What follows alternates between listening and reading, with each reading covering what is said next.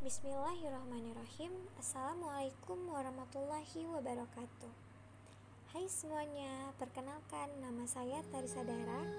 Saya mahasiswi dari kampus IAIN Langsa, Fakultas Ekonomi dan Bisnis Islam, Prodi Ekonomi Syariah.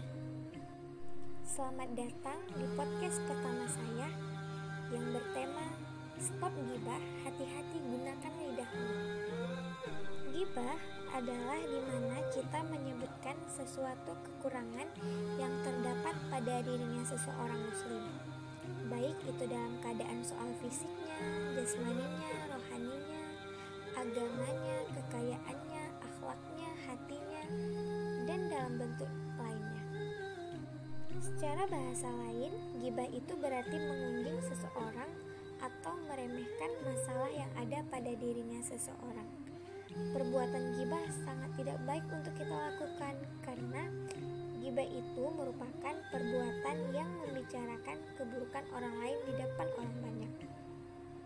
Gibah adalah salah satu perbuatan di mana yang sangat tidak disukai Allah Subhanahu wa taala, dan sikap ini termasuk perbuatan dosa yang besar. Walaupun pembicaraan itu sesuai dengan fakta dan realita, namun itu tetaplah perbuatan yang zalim. Mungkin gibah sangat sulit untuk kita hindari, apalagi kalau udah nongkrong bareng teman-teman nih.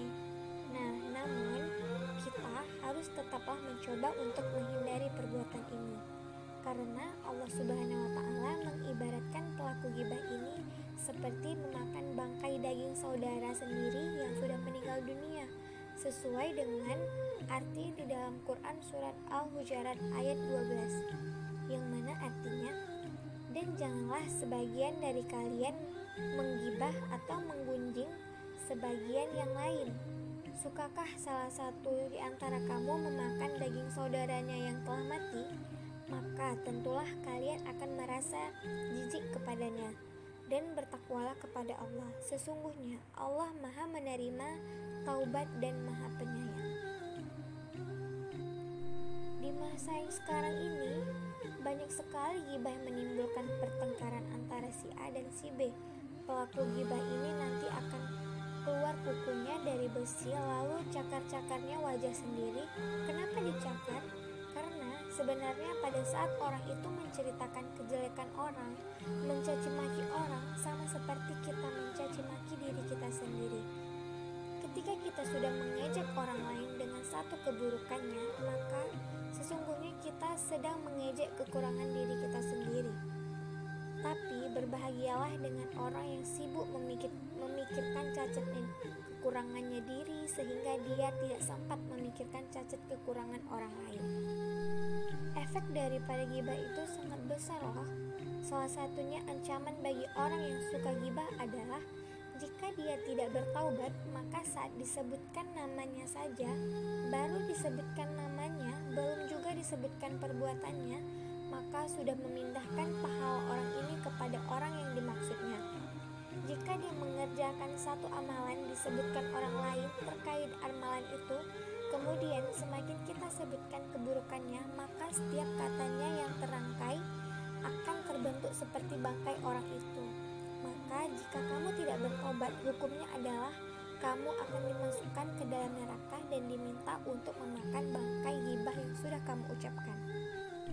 Teman-teman, ayo kita jaga lidah kita. Percuma loh salat 5 waktu, puasa sunnah selalu, sedekah berlimpah, tetapi apabila kita masih menceritakan kejelekan orang lain, maka semuanya sia-sia begitu saja.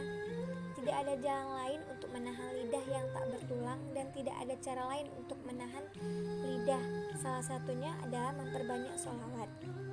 Memang susah untuk menjaga lisan karena kita lebih merasa enak berbicara daripada memilih diam.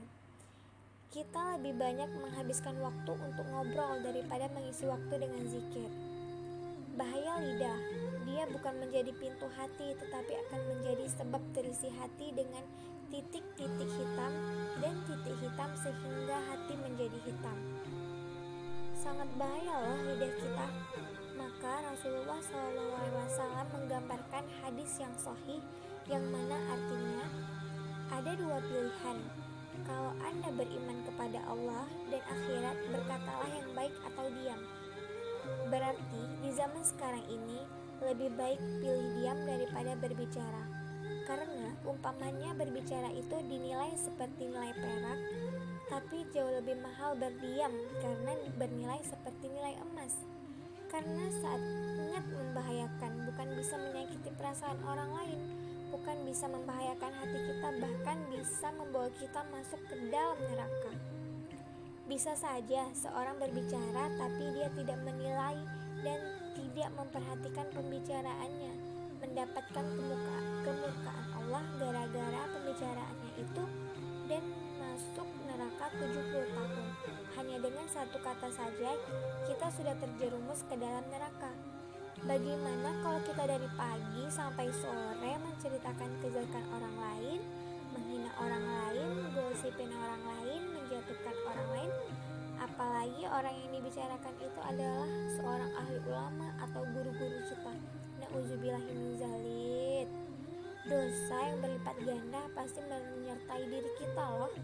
Kita haruslah berusaha menutupi aib orang lain. Mengapa? Karena supaya aib kita ditutupi oleh Allah Subhanahu wa Ta'ala.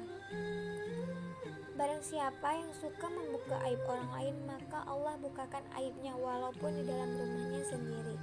Allah Subhanahu wa Ta'ala mengajarkan kita untuk bertabayun ketika kita didatangi berita fitnah, berita yang tidak jelas sumbernya, maka berhati-hatilah.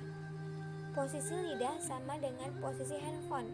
Ketika kita menerima sebuah berita dengan mudah, membaca, kita tahu sumber berita apakah benar atau tidak, tapi langsung kita copy dan kita share. Hal ini dapat kita artikan sebagai dosa jariah, karena apabila kita sudah terlanjur mendapat berita yang hoax, berita yang palsu, atau video yang mengandung maksiat tidak jelas karena sudah terlanjur kita lihat, sudah cukup astagfirullah dan jangan kita coba-coba sebarkan dan kirim ke orang lain. Kalau kita sudah meninggal dunia, apa yang sudah kita kirim itu yang menjadi terbuka buku amalan kita dan mengalir dosa-dosanya sepanjang video itu tersebarkan. Kalau kita tidak bisa berbicara baik terhadap teman kita, lebih baik kita diam. Allah Subhanahu wa Ta'ala mengizinkan kita berbicara dalam keburukan ketika ada orang yang menzalimi kita. Allah paling tidak suka melihat orang-orang berbicara buruk terhadap orang lain, kecuali orang-orang yang pernah dizalimi. Kalau ada orang-orang yang menzalimi kita, orang-orang yang menyakiti kita, kita berhendak membela. Kita berhak berbicara dengan syarat tidak boleh berlebih-lebihan. Artinya, ketika kita ingin membahas, ingin membalas, ingin menyampaikan dan ingin menolong hajat kita kepada orang-orang yang bisa membantu kita, tidak boleh menjadi di posisi dizalimi, menjadi orang yang menzalimi. Seperti kata pepatah ulama, lebih baik kita tidur dalam keadaan dizalimi daripada kita tidur dalam keadaan menzalimi. Lebih baik kita dihina, kita dicaci maki, kita difitnah, tetapi saya berusaha menjaga lidah. Maka dari itu, ayo teman-teman semua, kita hindari perbuatan ini, karena perbuatan ini sangat berbahaya untuk kita, dimana perbuatan ini akan menarik kita satu langkah lebih dekat ke dalam neraka. Nah, pasti kalian sering dan tidak asing lagi kan dengan kata-kata gibah. Ayo mulai sekarang kita berhenti dan jauhi dari gibah ini. Buat apa sih gibah terus? Emang ada yang menguntungkan gak dalam kehidupan kita? Hehehe. Nah, ini dia teman-teman yang cuma bisa Tarsa sampaikan. Semoga bermanfaat ya bagi kita semua. Semoga kita semua tidak lagi melakukan perbuatan ini. Terima kasih banyak buat teman-teman yang udah nonton dan mendengarkan podcast Tarsa ini. Semoga kita semua dilindungi oleh Allah Subhanahu wa Ta'ala. Dadah, terima kasih. Assalamualaikum warahmatullahi wabarakatuh.